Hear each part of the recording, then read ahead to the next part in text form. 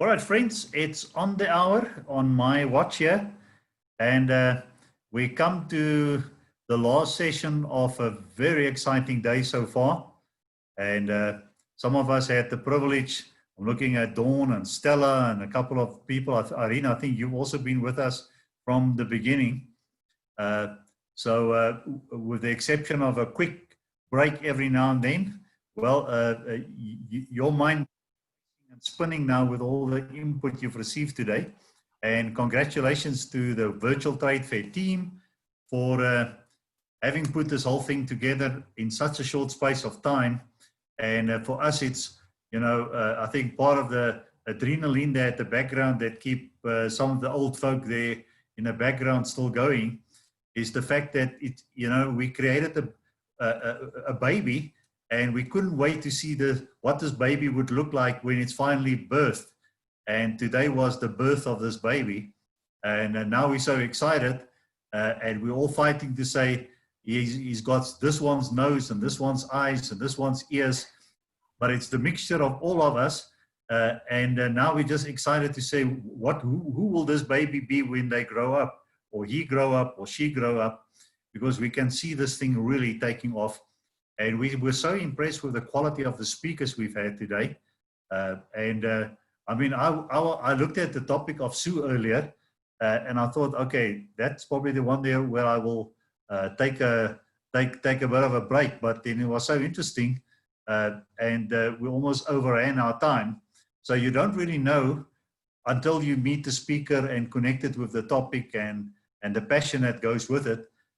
So we're excited to have Zanele and Nyapa with us to now share her passion and her story.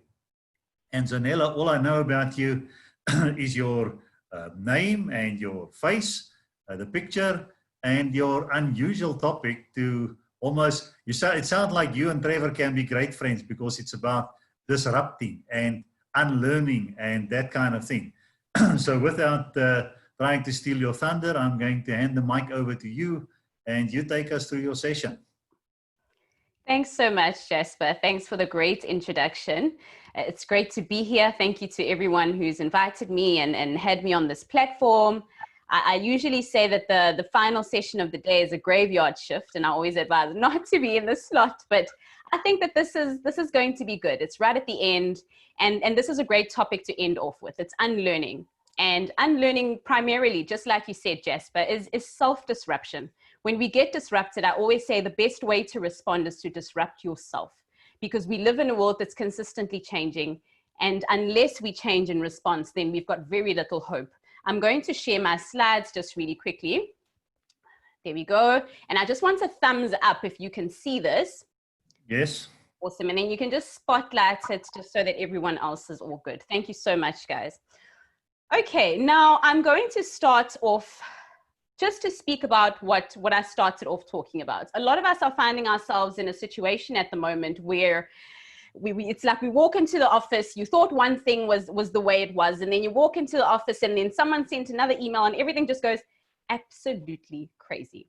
And you look at the situation and it's something that's completely different. Our lives have, COVID on its own has proven just how disruptive disruptions can be. And I like to have my own term that I call the Weet-Bix effect. If you're someone who enjoys Weet-Bix like I do, or Weetabix as they call them in the UK, but everywhere else like New Zealand, it's all called Weet-Bix. If you love Weet-Bix like me, you'll know that Weet-Bix are a tricky cereal because you put the milk in and then you turn around to go to the fridge and you come back and, oh my goodness, where's the milk, right? Thumbs up if you know what I'm talking about. You come back and there's no milk and you go, oh my goodness, but there was milk in here just now. So basically that's what's going on with us at the moment.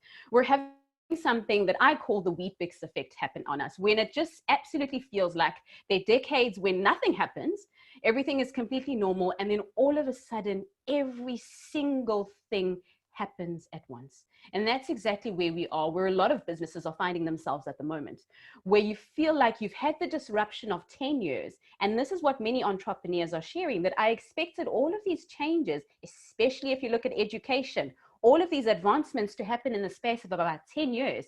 But now it's as if everything has just happened in the space of a few months with COVID-19. So it's an exciting time. And I always say Industry 4.0 in the fourth industrial revolution is an exciting time because it's an invitation to reimagine, to completely rethink the way that we run our businesses and the way that we perceive and think about everything all together, let alone ourselves and the way we run our own lives. So it's an invitation to think differently.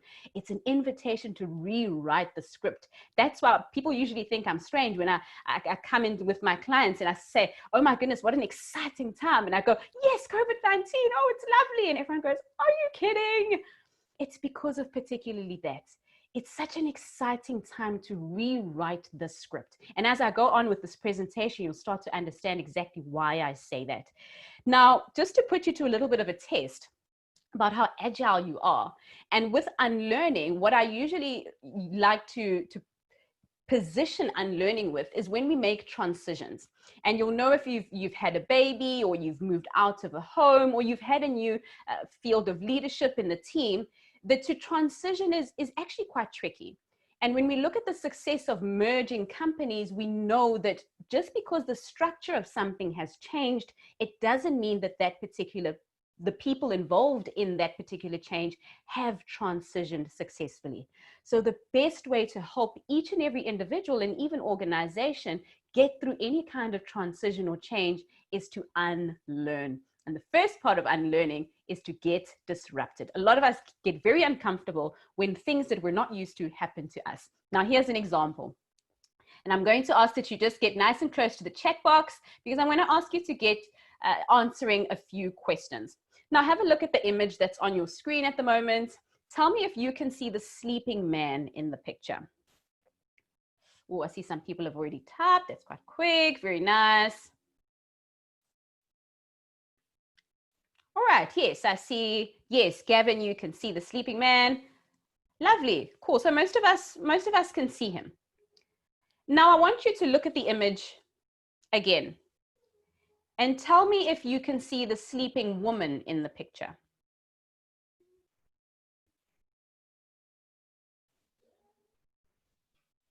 And just say yes if you can see the sleeping woman. I see people shaking their heads. I see Dawn is shaking her head. So try look a little bit closely. You might have to, I see Trevor's sort of shifting his head from one side to the other. You might have to do that. But tell me if you can see the sleeping woman in the image. Okay. All right. So it is a bit difficult, right?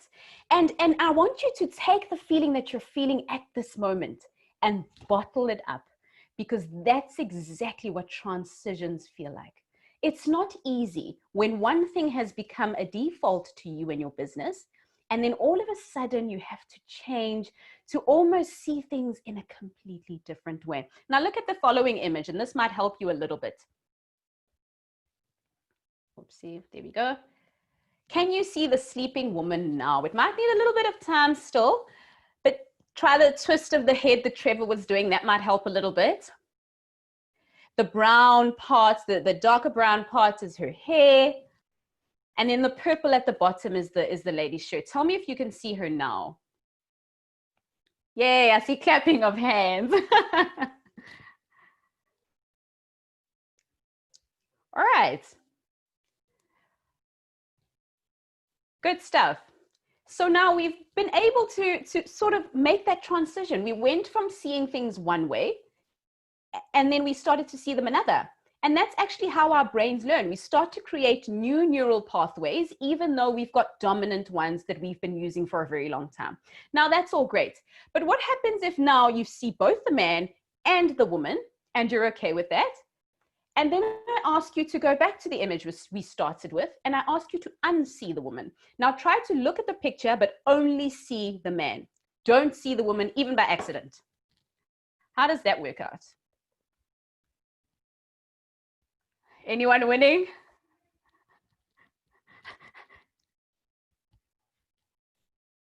Okay, I want to see these comments. This is going to be interesting. All right, cool. So that's exactly it. And I wanted to have this conversation, to rather start off with this ambiguity. And this is how I start a lot of my work with my clients, whether I work with puzzles or I bring in all kinds of resources, just so that we can feel that feeling of unlearning. Too many of our businesses and individuals within any kind of formation or institution will think that unlearning is so easy. They'll think that it's easy to transition. But actually it's not. It's like unseeing something that you've worked hard to see.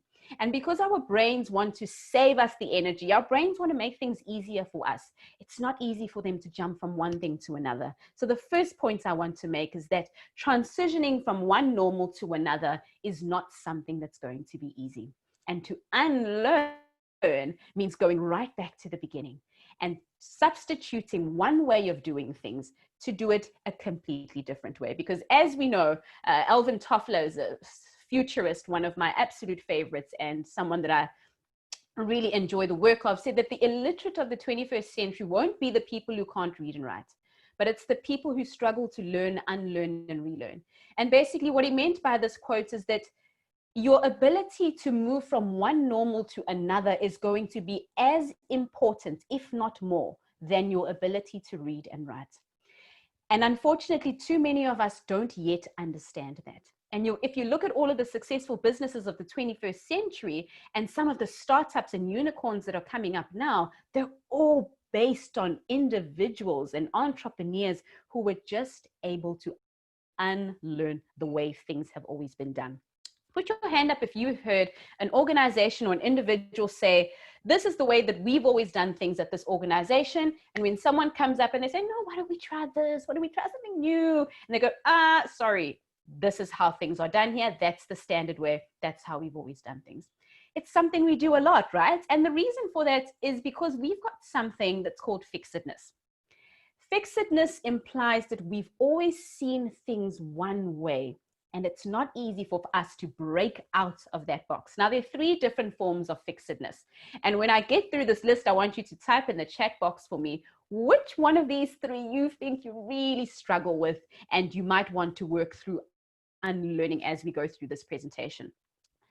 So there, the box is shaking, so it's waiting for you to let whatever contents are in there out during the session. The very first one is functional fixedness. Functional fixedness speaks to the function that something performs. A lot of the time, we like to restrict the function that something performs to exactly just one thing. So think about something like a backpack or something like a water bottle. In our minds, when we see that item, we only associate it with one particular function. And it's hard for our brains to start to come out of that and ask us or think about what are the other ways that this particular item could function or not other ways that I could use it. And then the next one, is structural fixedness. Structural fixedness speaks to the structure that something has. A lot of the time when we see something, we're so used to the way that it's been formed that the wheels on the bicycle are at the bottom and then you've got the little handles on the side and everything else is exactly where it's supposed to be. So much so that when someone switches that image, our brains just go, whoa, what's just happened? Because we've got structural fixedness. The structure that something takes, it has to be fixed, otherwise we get confused. And a great example of this is our routine. Think about your routine that you follow in the morning. Whether you wake up and you brush your teeth first or you have breakfast first and then brush your teeth and then take a shower. That structure has been followed so consistently that you don't see your life functioning any other way. And so I always encourage people when they say, give me a little activity for unlearning that I can do on a daily basis. I say, jig up your structure, your morning routine. Start with that. Because funny enough, those who study creativity and neuroscience have actually found that if you move around the structure of something you're used to, that actually stimulates your brain to become a lot more creative. So I'd like to challenge you to do that going forward. And then the last one is relational fixedness. Relational fixedness relates to the way the 2 or more things actually relate to each other and what relationship those 2 things have with each other. Now, I'm not talking about, a lot of us, when we think of our mother-in-laws, we just think, nope, it's just this kind of relationship. It could never be any kind of compassionate, actual love. because we've got relational fixedness. And then the other one that I like to use is a water bottle that was developed by Jack Ma at his company. And what it does is that this particular water bottle or juice bottle has the relation between the temperature of what you put inside it and the bottle itself completely changed. If you think about a normal water bottle, you put water in there, nothing different is going to happen. But with this particular water bottle, it changes color when the substance inside is warm or it's cold. And so the relationship between the substance or the liquid and the bottle itself is different from what we've always known it to be. So those are just some examples. If you can go to the chat box, I'd really appreciate it. Tell me which one for you is a little bit of a pickle at the moment, something you'd like to work on as we go forward, and not just even in the time of this presentation, but even as you move on from today as a challenge to yourself. I spoke a little bit earlier about transitions, and now as we go into the rest of the presentation, or the crux of the presentation, I want to make it clear that the reason why many of us do struggle with transitions as organizations or even as individuals is because, as William Bridges implies, transitions are a process. They're not just changing the structure of something and the way that something works. It's an actual process that begins with letting something go and then grabbing hold of something else. Think about a trapeze artist. A trapeze artist, especially the flying trapeze artists, will fly on a bar or a swing, and then all of a sudden they'll let go of that swing to grab onto someone else's hand. Really frightening, really scary. You think they're going to die, but they actually manage to do it. And the point is that they've had to let go of something that was actually very secure and almost guaranteed for them, and transition all the way to grabbing hold of something else that could have let them down. And that's where the pain point usually is when it's time to change over, when it's time to transition. And that's why unlearning really is the solution to that. And what does unlearning mean for you and I, and for the everyday individual? It means reimagining. It means challenging ourselves. So being okay with being uncomfortable. The reason why I started with that image in the beginning of the sleeping man is because that feeling that you felt of discomfort and, oh, I don't want to do this. Oh, I can't see where the man is. Oh, I'm freaking out. That's okay. That feeling needs to be okay if we are going to be unlearning organizations and unlearning individuals. And then the last one, we just need to unlearn. It needs to be okay that things are no longer the way they are. Because remember, what got us to the point where we are today is not actually going to get us all the way into the future. And we need to come to grips with that if we want to make a successful transition in our businesses.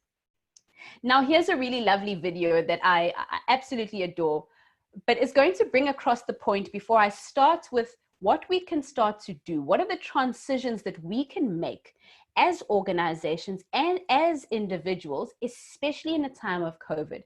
Because when we get disrupted, and not just by tech disruptors, but non-tech disruptors, we sometimes get thrown off and we feel all of these negative emotions that I'm going to speak to.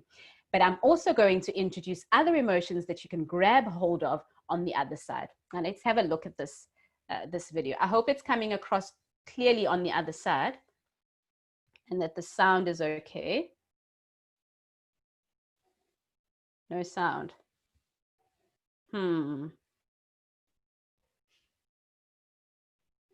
Okay. Let me see them. All right, sure. Let me know if there's sound now. Awesome.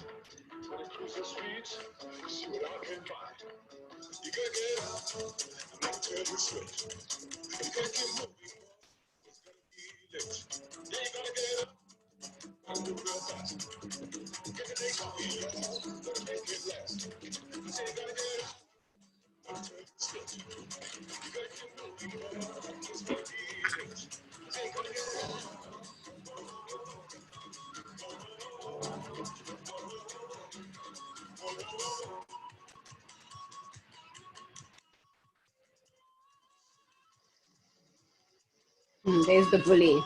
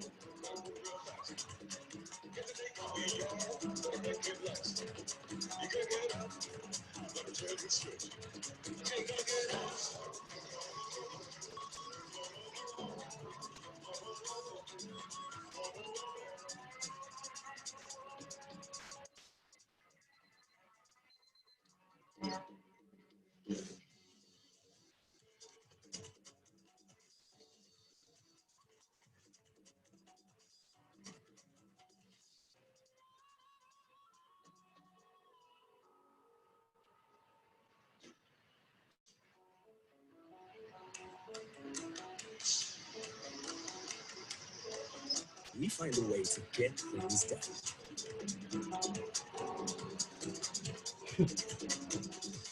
That's Africanacity. That's ABSA. Always loved that video. I remember the first few times I saw it, I thought my eyes were sweating. I don't know, maybe it was the temperature in the room. I don't know what happened, but I'm sure a few other eyes have started sweating because it's just that kind of video. And more than the fact that it's a child in the video, it actually teaches exactly what it means to unlearn. And a lot of us would have done exactly what that little boy did. We would have adjusted clear obstacles in our way. We would have thought in a very directed way. Let me try and adjust my routine in the morning. Let me do this. Let me do that in the house. But somehow we seem to keep missing things. And that's what unlearning is about. It's about going beyond what people see and starting to think about the things that you may be missing and going outside of that. Now let's have a look at 3 things that you and I can do, 3 different mindsets that you and I usually start to embody in times of a crisis that I'd like to actually encourage us to move out of. So these on your right-hand side, they may be on a different side for you depending what settings you've got, but on my right-hand side, those are all the emotions that we want to let go of. The crisis mentalities that we seldom have or that we often have. And then on the right-hand side, you've got all of the emotions or the mindsets that I'd like us to now grip a hold of and actually hold on to in our businesses and as we go on with life from today onwards. Denial into curiosity, silos into systems, panic into opportunity. And that's the very, very last one. Now let's start off with denial to curiosity really quickly. This is most of us at the moment. And when crisis strikes, oh, I don't know what just happened. We don't own anything. We start to detach quite a lot when a crisis has come up or something that we don't understand has started to happen. We detach a lot and we become those who know not. And unfortunately, denial is one of the ways that we respond to crisis just as human beings. And neuroscience speaks quite a lot to this. But one thing we need to start to do is substitute this denial for something else. Because when you deny, you detach yourself from the situation and you become disempowered, which means there isn't much that you can actually do about it because you've detached yourself from the situation. And it was Maya Angelou who said that when you know better, you do better. So what we want to do, instead of being in a state of denial and saying we don't understand, we don't know, I have no clue why this is happening, it's something in the ether that's ruining my business, let's rather move into a position of understanding what's going on around us. Because we can't expect to do better unless we educate ourselves on what the changes are. And this is really where I want to start. What do we know? As we stand in a time of crisis, as you stand in your business at the moment, and I've written a few articles on this on LinkedIn, what do you understand about your new client? And a lot of businesses have been saying, oh, my client, a lot of things have changed. But let's break it down. Start to understand what you know now. What is it that you're aware of at the moment?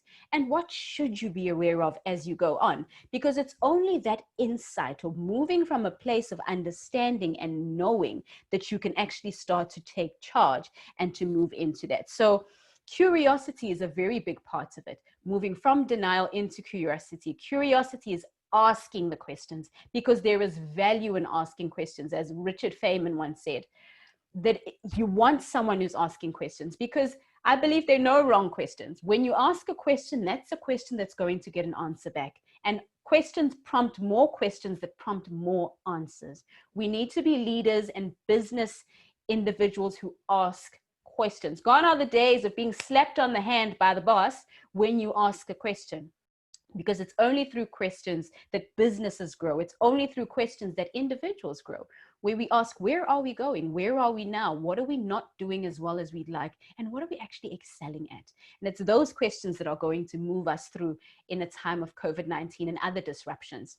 Now, the second one is from silos to systems. And this is a really exciting one, because during times of crisis, what a lot of us start to do is we zero in on ourselves and we start to put on our blinkers and go, oh, no, COVID-19, I'm just going to look after myself and my family, me and my household, me and my business. And we start to move everything in. And that's okay in the physical sense when we're speaking about COVID-19. But what we need to understand is that in times of crisis, it's more important to see the world as interconnected than ever. Even with businesses, when we go through times of crisis, different departments within organizations like marketing will say, we don't know, I think it's HR, they did something wrong, it's not us.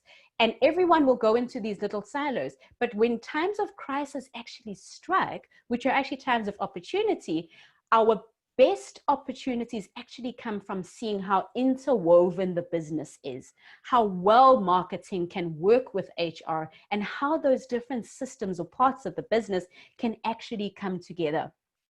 So it's all of those different parts, and it doesn't just limit us to the way we run our businesses and how our supply chains are organized, but also our communities. During this time, how can we see the interconnectedness of our businesses during a time of COVID-19? What are the ways that we can be together without actually touching? Because collaboration becomes a lot more important when we're in times of crisis, because you start to understand what someone else has got that could benefit you and how we could potentially work together to make the circle bigger, to sound very South African, but to make the circle bigger and to actually spread out.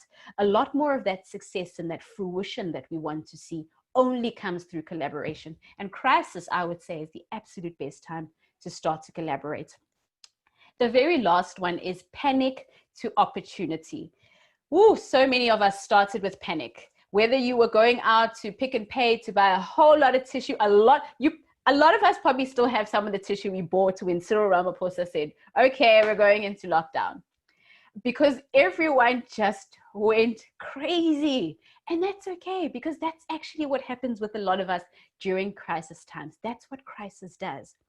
But the power is in understanding that you can't dwell in crisis. You can't stay in crisis, because crisis shuts your brain down and you can't actually think creatively. I want to give you a quick example. I worked as a primary school teacher before I went full-time into working with organizations and corporates. And one of the days, one of my learners, who was in grade 5, took out a matchbox, one exactly like the one you see on your screen. And he opened it up. And as a teacher, as a primary school teacher, if you see a child with a matchbox, you freak out. He's about to burn the school down, which can be bad, but can also be good, because it means you don't have to come to work. But anyway, the point is that you freak out. It's something absolutely scary. So I watched him closely, and then he opened it up and he slipped his little finger into the matchbox and brought it back. But once he brought it back, it had some Vaseline on it. And then he put the Vaseline on his lips. And I thought, let me see that. And I called to him and I said, let me see that. And he showed it to me. Turns out this little boy had started using a used matchbox as a little Vaseline container. So he's put all of his little Vaseline in there because he didn't have a little plastic container. And every time he needed Vaseline, he just opened this matchbox, but it had now started to get all tired because, you know, the Vaseline is starting to weigh on it. But it hit me at that moment. Going back to what we spoke about, remember fixedness, that this child didn't actually have functional fixedness. And that's the amazing thing with children, that they can see functions outside of the way that we as adults have been conditioned to see them. And that's where the panic on my side, being the adult who went, no, no, no, you're going to burn the school down, to the child who said, there isn't only one way to use a matchbox. It's not limited. See outside the box, just to use a term that works so perfectly. But that's exactly what happened with this child. And it proved to me that sometimes as adults, this is the face we make in times of crisis. We go completely berserk. But question we should be asking is, what can we do differently? There are so many things that we miss when we fail to have a perspective, a targeted perspective in a situation. And that's precisely what unlearning is about. It's about asking those questions and then looking at what can be done differently. What are we missing? What is it that we're not seeing in that moment? Because remember, everything has got potential to be more, but it's about where you put your perspective, what you see in that particular moment. And I just want to share another story about this child, this same child before I end off. He's actually quite a very imaginative child. And one day, so the way the things work in the classroom, and if you've worked with children or you've had experience in the classroom, you'll know this, is that when learners want to go to the bathroom, they will conventionally put their hands up. And now that you've got your unlearning glasses on, I want you to assess this situation with your unlearning glasses on. And learners would usually put their hands up and say, ma'am, I'd like to go to the bathroom. And then you let them go to the bathroom and then they'd return. And so this particular learner, at the time, all of them were busy working on an activity. So they were completing an activity. I'd done the teaching and I was just sitting back at the desk doing some marking. And every now and again, I'd put my head up just to make sure that everything was, the classroom wasn't on fire or whatever the case was. And so I had my head down, marking some books, and the children were busy working. And as I lifted my head up, I noticed that this particular child had taken an old ruler that was chipped on the end and a brand new ruler, and it stuck the ends of the rulers to each other. And then he made a little sign with a piece of paper and just his crayons that said, it said, my hand is up. And then he stuck that on the end of the ruler right at the top. And then he plonked that ruler into that hole in the chair. They've got the steel stands have got like a little hole in there. So he put it in there and then he just carried on doing his work. And then when I looked up, I saw the sign that says, my hand is up, but his hand wasn't actually up, like literally. And I said, yes. He said, ma'am, may I please go to the bathroom? I said, all right, of course, go. And then he took the sign off and he put it on the floor and went to the bathroom. And I thought, wow, isn't that just something? And I think that is one of the moments where, as someone who's worked in education, I started to realize that a lot of the traits around unlearning and coming from one normal to another are things that children do so instinctively, where they don't even have to blink. But the strange thing is that us as adults, because we've been conditioned to think a certain way, will slap, no, don't do that. That's not right. Don't do that. Stay in your box. Think this way. Do things this way. But we somehow expect the most creative children who are going to come up with unicorn companies. But I think that this is the best time, a better time than any, to come back to those principles and ask ourselves, what is another way? What could I be missing in this situation? What can we do differently as a company? What can I do differently as an individual that will stimulate the creative abilities that I have to help me to grow my organization, even in times of crisis? Because crisis is opportunity. Look at businesses like Airbnb and Uber, all created during times when the market was absolutely devastated. But those companies were able to come about because they asked the questions that needed to be asked. And then once they'd asked those questions, they experimented, because that's what it comes down to. It's not enough to just know, it's not enough to understand the concept, but you need to try. You need to actually put it into practice. Start to do something about it. Get things wrong. Be okay with getting things wrong.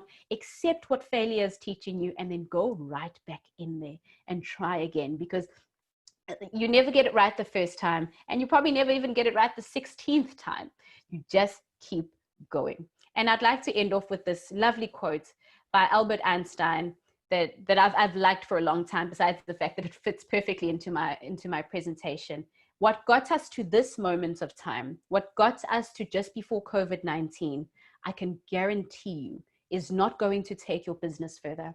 It's not going to take you to the next 10, to the next 20, or even to the next 30 years, or even to the next 2, for Pete's sake.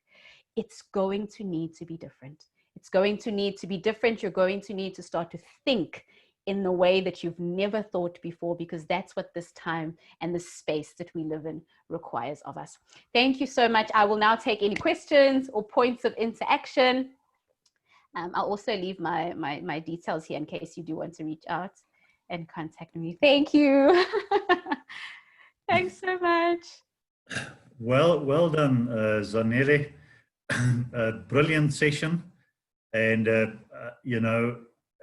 our energy levels are even higher than this morning, just because of the way you've taken us through the whole thing.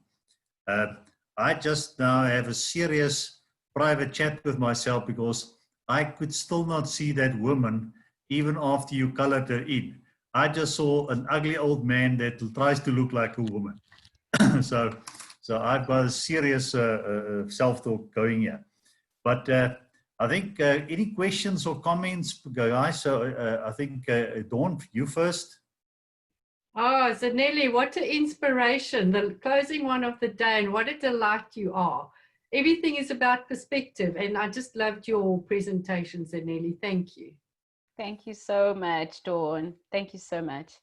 Yes, Guy.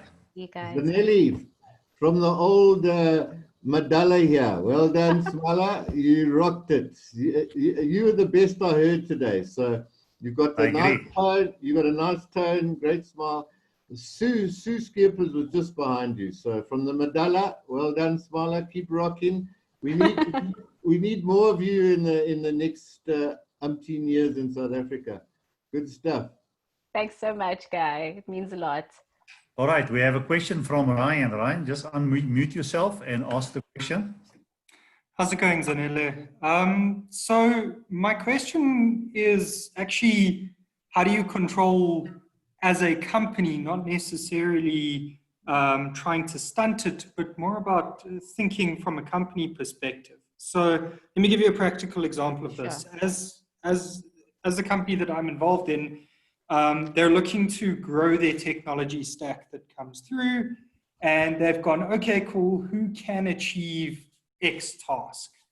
Now, the result of that is someone who may have done a course in Python, writes the first thing in Python, and then no one can support that other than the person who wrote it. So my problem comes in is that now, firstly, you've stunted the growth of the individual who's written that program, because they can never leave that particular project or product that they've written, because no one else in the company understands how it works.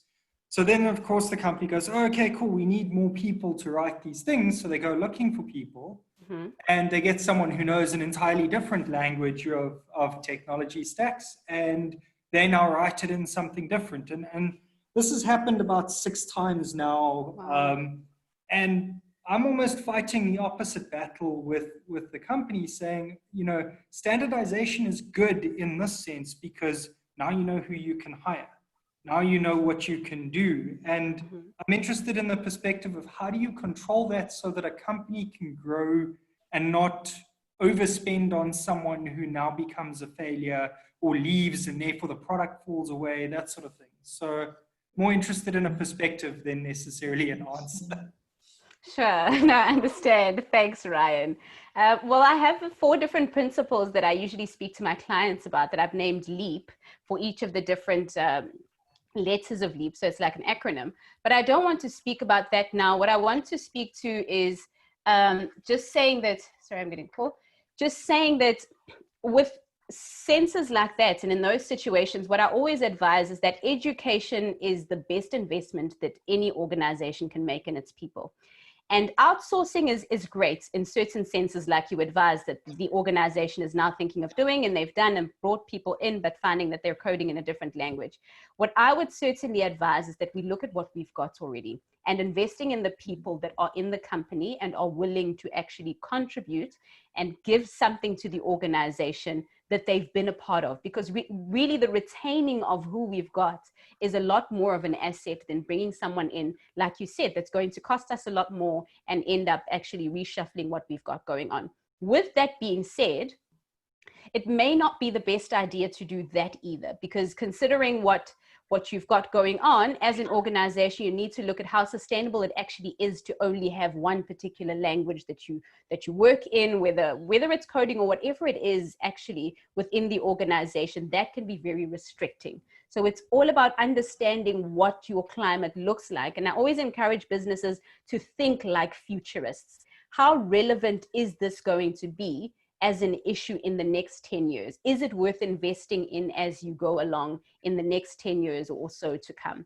And then once you actually get to that, it'll start to make a lot more sense. And I'm guessing that might have been the perspective that you'd taken when you made the call that you made. Thanks. So it's not exactly my call to make in that sense. And I think that's part of where it becomes quite difficult, where I'm all for education. I mean, I'll watch a course in an evening just because I'm interested in a subject, not necessarily because there's any value in it. So I very much subscribe to what you're talking about there. I think exactly to your point, what I've experienced in the company sense is that you can't grow because you're consistently stuck on this support, and it's easier to just fix it yourself than talk to someone else and teach them how to fix that, and then you feel like you can't go on holiday. Exactly. You see, it's a catch-22. Yeah. All right. That's why you need to just, like, education is one of those things you need to just kill at once, invest in it, understand that it's going to take a lot of time, but it saves you so much later on when that guy does want to go on holiday, when you do want to go on holiday. Then there is that to fall back on. So Okay, all the best with that. We've got a question from Motlale Pule. Yes, I don't know where to look. Oh, there. Hi. Yeah, thanks very much, Zanele. That was quite insightful. So my question is around relationships during a disruption. What insights can you share with us in terms of managing that? Are we speaking about all types of relationships? Yeah, maybe relationships like in a business or work environment, and interpersonal relationships, like maybe relationships at home, because the one partner is possibly in an environment where there's a lot of disruptions, and that uncertainty and the anxiety, etc., they bring it home. So how would you, as I say, just what insights do you have in terms of how? Let me see if I can share something here that might help us. So just to go back to transitions, the transitions are actually 3-staged. And this is, I advise that if you want to pick up a nice read, Managing Transitions by William Bridges is a really good one to read. Let me go on to this quickly. Okay, it's fine. Okay, it's all right. I won't share it. So what he advises is that the very first stage of any kind of transition or disruption, you can use it for disruption as well, is the letting go. And it's too often that we expect people to move on from something when we don't understand what they're letting go. So I always advise, especially with interpersonal relationships and any kind of relationships, that we understand what it is the person feels they're losing by changing. And especially during the time of COVID-19, what are you afraid of letting go of at this time? Because if you think about it yourself, you understand that there are routines and even emotions associated with who you used to be that you're now having to let go of. And it's that crisis mode that your brain goes into, and that stage that carries a lot of denial, because that you're not quite ready to let that part of you go. And then comes the middle stage. And in the middle stage, there's a lot of, I've let go of who I used to be somewhat, but I'm still not too sure if there's something on the other side for me. So that comes from a lot of not understanding what you're going to grab hold of. Whether it's as a business, what does our future look like? Can our future as a business actually sustain me as an individual? Does it look secure enough? And then even with the relationship as well, where are we going as this relationship, or as this partnership that we formed? What do we look like on the other side? And unless, think back to the trapeze, unless I feel safe enough to make the jump from where I am, where I was very secure, to where I see myself, or where we see ourselves going, I'm not particularly going to make the jump. So it needs a lot of patience and a lot of understanding that people need to start off with letting go. And once we deal with letting go, it becomes a lot easier for a person to make a jump from something that has almost become a default. Think about that picture of the woman. You saw the man at first and it was so easy. And then all of a sudden there was just this discomfort because you felt like you were snatched from something you've been very used to for a long time. And that's what disruption feels like. And that's what it felt like for most of us. Some people still haven't moved into their new normal for COVID, because they're still holding on to who they used to be, who their businesses used to be, or who they used to be as individuals. And so it's dealing with that loss that comes first. And that's strongly what I advise that you deal with first. And then make the person see the vision of where the relationship is going to be on the other side of letting go of what it used to be. I hope that helps. Right. Thanks, Zanele. I was curious on that one comment you made from being a primary school teacher, and in the next moment you are teaching people here in the corporate world, but you're teaching them on a topic of unlearning, which is a very structured environment. So there must be a story there. Can you maybe just elaborate a little bit on what made you do that jump and unlearning and teaching corporates how to unlearn? Sure. So I did allude to it a little bit in my presentation. It was exactly what I spoke about, that I started to realize that there's a lot of the traits that organizations have, and you'll notice this with the World Economic Forum, and at Tomorrow Today, we also have a set of skills that are the skills for the future that organizations need to embody if they want to see themselves sustaining in the future and staying relevant in the future. Some organizations will do about 8 of those skills, some will do more, and then they'll go out and people will think, okay, let's make sure we have all of these skills. We're tech savvy, we horizon scan, and all of these different skills. And what I started to look at was actually, while I was teaching, I was doing a little bit of speaking here and there in the corporate world, but not full time. I started to realize that children, but in the children's sense, we actually phrase them as creativity. We phrase them as resilience. When children get back up after they've fallen, or a child unfortunately doesn't move on to the next grade, but at the end of the year, they're so happy to move on. And it's almost as if that slate has been wiped completely clean.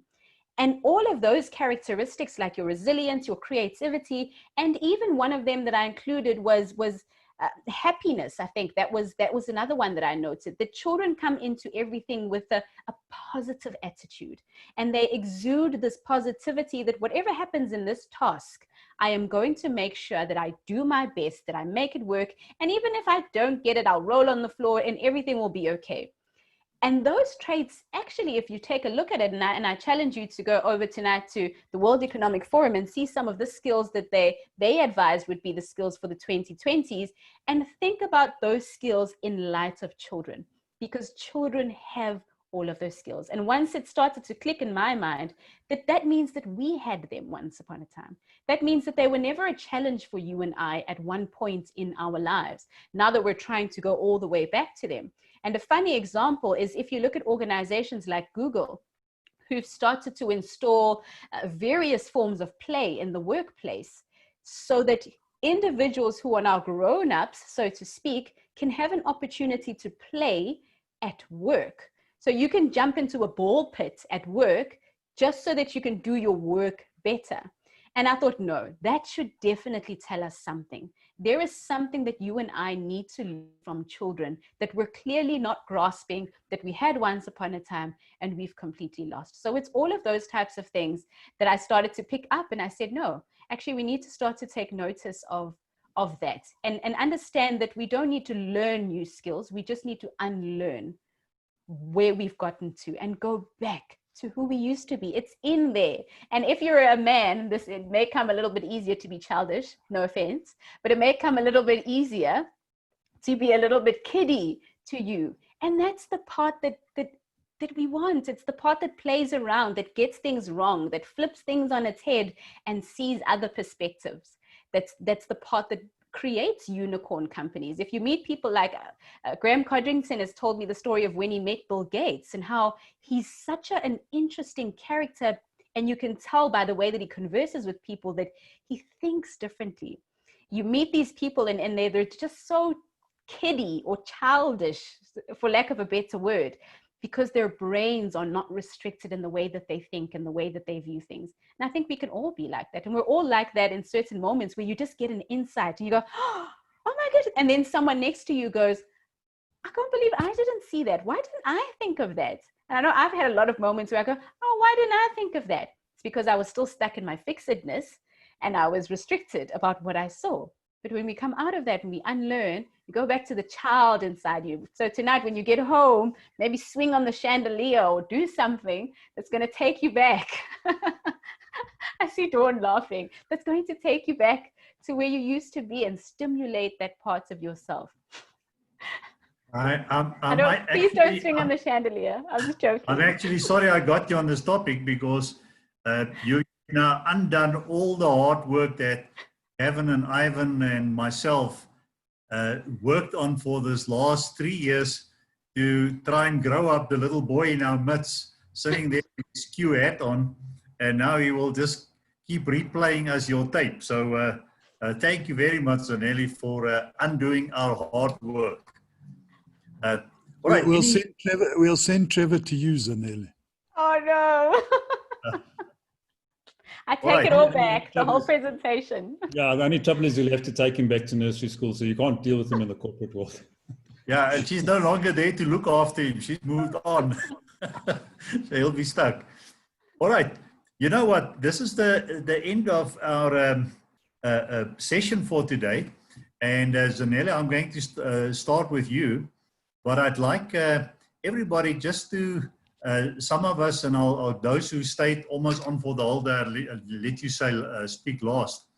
But how did you get to be introduced to the chamber and be our speaker for today? I'm just curious.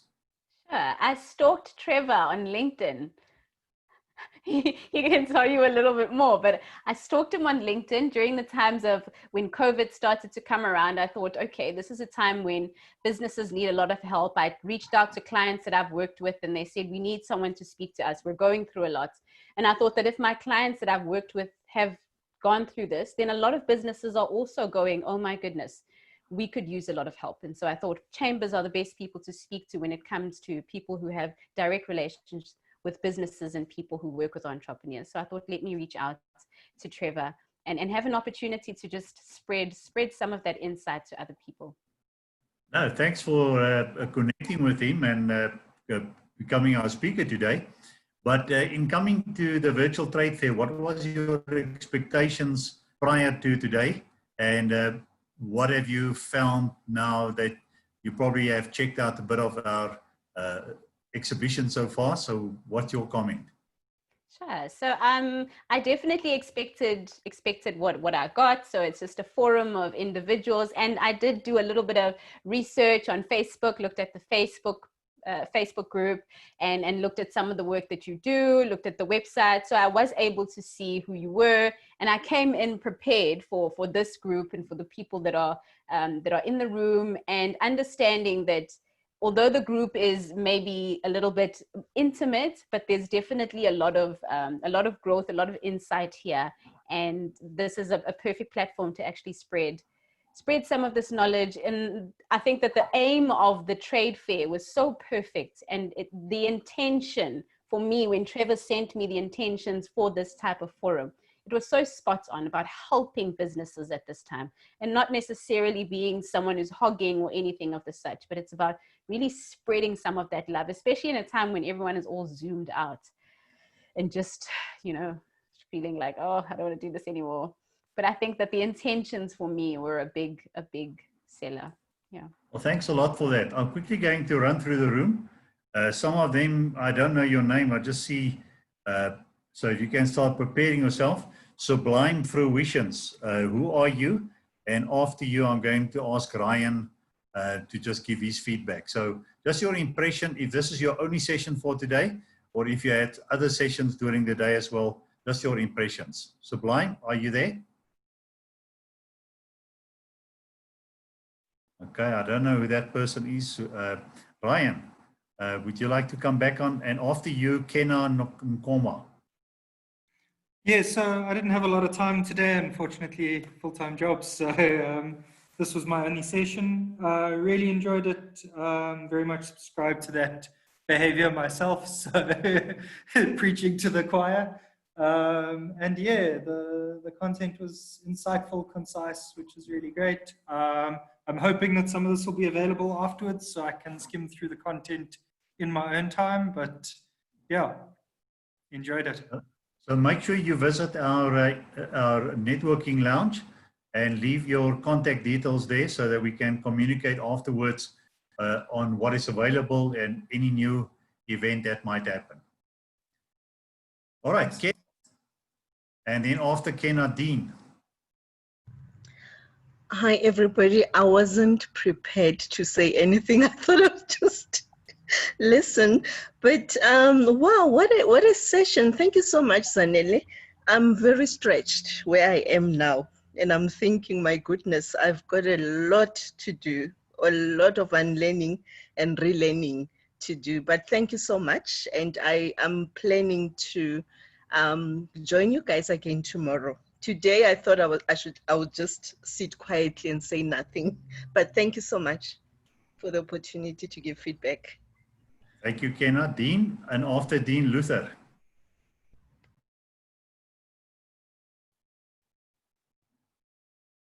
Dean, are you there? All right, we switch to Luther, and after Luther, Becky.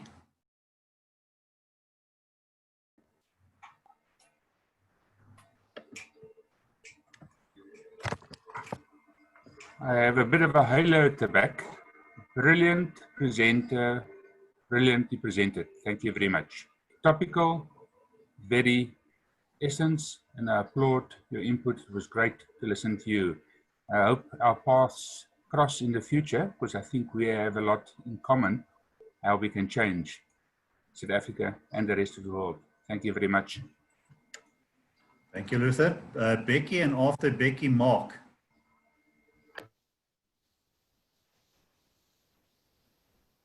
All right. Becky, okay. Yes. I hope you can hear me. Yes. Hello, everyone. I am so excited for today's session. I actually, when I first started, I thought I'm really surrounded by wealth coaches and big people, and such a small Becky, I'm not sure where to get, you know, that type of, like, a young person that can, you know, that can motivate. But after Zanele's presentation, I was really, I'm so excited. I think the language was quite huge, was big for me, but Zanele just unpacked it all. You know, it's just something that we dream to have, you know.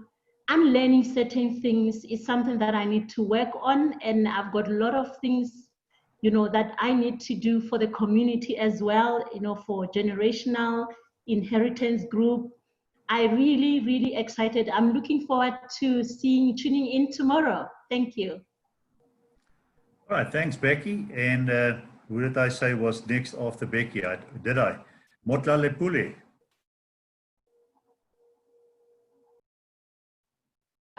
Okay, thanks very much. Yeah, no, it's been amazing. I attended 2 sessions, this one and the one with Trevor earlier, and both of them just beautiful, insightful, very relevant, and I think that's what excites me, that you know, the relevance of what is being shared is exactly what we need today as business people, dealing with, like, the outcomes of the pandemic and the future that has changed so much. So thank you, and thank you to everyone who organized. Really, really beautiful space. Yeah, looking forward to tomorrow. Thank you. Thank you, Motlalepuli. Mark, I think I did ask you to speak, and then I forgot to ask you. So, and after you, Peter Brown. Yeah, well done to you guys for putting this together. Certainly, I was only able to join the last sort of 2 sessions, but I'm quite impressed with the way in which it has been done, and then also just to all the speakers that certainly I've been involved with. Great stuff, Zanele. Really enjoyed your session. Probably will hook up with you on LinkedIn. And yeah, wishing you guys all of the best, and I'll certainly be looking out for this event going forward. It's certainly inspirational in terms of maybe me taking the next steps to becoming an entrepreneur. Thanks. Thanks, Peter. And then after you, Patson. Yeah, I think what's interesting is you get to hear more in-depth stories, which is not always necessarily always possible. Let's say when in our shorter meetings, so a lot more to think about, and I think that it might be useful to just almost what would be the next steps on like driving forward any discussions. Around, as Trevor had said earlier, possible projects that could come out of these sessions. So maybe that's a final wrap up that we have to do at the end of all of this. Thanks, Peter. Patson? And after Patson, we'll go to Irene. Hi again, guys. To all the speakers, I think they just have to give themselves a big round of applause. To the organizers, this has been so valuable to me, and hopefully to everyone who participated today. I connected, although I'm having a tender that I'm still busy with, which is closing on Monday. But on all what I heard, on all the speakers, Trevor Kettle, Sue, Zanele, guys, it's like you knew exactly what I needed. And guys, a big round of applause to all of you, the organizers. This is a good, it's the best platform for us, the newcomers in business. Thank you so much. Thanks, Patson. Irene, and then after Irene, Stella. Thanks, Jasper. Zanele, I just would like to say your presentation was absolutely fantastic. You did the graveyard shift absolute justice, so thank you for that. I think the unlearning is a little bit of something we could all teach ourselves going forward. So yeah, great for everybody, really good. Trevor, thank you for a fantastic program and everybody involved. And I'm looking very forward to the last 3 days. It's going to be very exciting. Thank you. Thanks, Irene. Stella, and then Dawn. First of all, Zanele, thank you so much. That was brilliant. You had gripping from the beginning to the end. It was really the best save for last for today. Not to take away any of the other speakers, they were all brilliant as well. I've learned so much today, and I can't believe we've been sitting in Zoom since 9 o'clock this morning. It didn't feel like the whole day. It was so good that you didn't realize the time. So thank you so much again for Trevor and his team and everyone that put this together. And I'm so glad it's actually for 4 days, not just 1 day. It was brilliant. Thank you. Thanks, Stella. Dawn, and then after Dawn, we'll start wrapping up with the management. Gavin, I'll go to you next. Thank you, everybody. Zanele, like I said, you're shining light, a really inspirational presentation. And just for Mark and everyone else, Mark, don't miss out Saturday, Sunday, and Monday, if you can make it. So there's still time to see lots of fabulous speakers. And the only time I've sat this long is maybe flying to Australia, because I've sat the whole day on this couch. It's been hectic. I didn't want to miss a thing. It's been incredible. And I'm sure our whole team is just blown away by our first day. And thank you to everybody for this amazing opportunity. And this is only going to grow and grow and grow. I'm so excited. Thank you. Thanks, Dawn, Gavin, then Ivan. Yeah, I'm looking forward to getting away from the 4 screens in front of me. My eyes are getting a bit old for this sort of nonsense. I've been basically chasing all sorts of things all day in front of me, and I'm feeling a bit old and tired at the moment. So I'm really looking forward to a decent cup of something or a decent glass of something and closing my eyes effectively.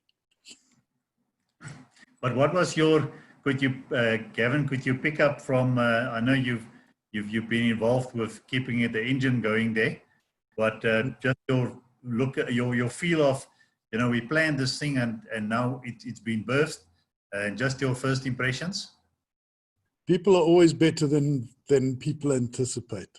Whenever something like this gets put together, I'm always very pleasantly surprised at how good people are. And it's an absolute pleasure to watch what's going on when people get a chance to talk. So, wow. Thanks. Then Ivan, after you, Trevor. Great, thanks, Jasper. And yeah, I just got to echo everything that everybody's said, you know, and Zanele especially, you know, I love being taken back to primary school and given an MBA education at the same time. What an absolute pleasure that presentation was to end off the day with. So yeah, stunning. You know, I think it's exceeded all our expectations for the day, and it's, yeah, from strength to strength. You know, we keep these connections going and grow them, and you know, get more and more people part of this. It's just going to go from strength to strength, and everyone's going to benefit. So I've loved it. It's been fantastic, and really appreciative of everybody who's participated in the day's event. Much appreciated. Right, thanks, Ivan. Then our naughty child in the room. No, I'm just so inspired by the quality of individual that stalks me. So bring them all on, and may the stalkers prevail. Yes, it was absolutely fantastic. What an incredible day, and to the entire team, I mean, you've done yourself justice, all the members justice, and I can tell you the networking that's going around the world from this is unbelievable. So just watch how we springboard off this platform, and it's only day one, 25% down. I think that is, there's another, how many, 25 from 100? No, I did. So there's a couple more days to go. So guys, that brings us to the end of day one, and a fantastic session. And again, thanks for Ivan and Gavin there in the background, just driving the engine so that all can happen smoothly. You don't know how much they had to deal with behind the scenes, but for you know, building a plane on the fly, I think this plane hasn't done too bad today, and there wasn't even for the passengers too much of a turbulence or nothing. Like they also said within the comments, this is just the start. There's 3 more days of exciting speakers, and so take a bit of a break and relax, but get the word out to your networks, tell them your enjoyment of today, and see if we can get some more people on for tomorrow. And I was really struck by that one slogan of yours, I think it was Lennon, that said there are decades of nothing happening, and then weeks in which decades are happening. And I almost thought that summarized you know, what we have been gone through this last couple of weeks. But like Scotty also said, it's not that we only did it this last 3 weeks. This last 3 weeks was just the culmination of the preparedness for the last 3 years. And now all of a sudden, what's happened and what we now put in practice for this last 3 months, and what we are launching in this next 4 days, is going to put us decades ahead of the people who are still, another saying says, they're so married to the past that they divorced from the future. So let's all Enjoy the rest of the evening. See you tomorrow morning at 9 with our opening session. And thanks again to everybody for participation.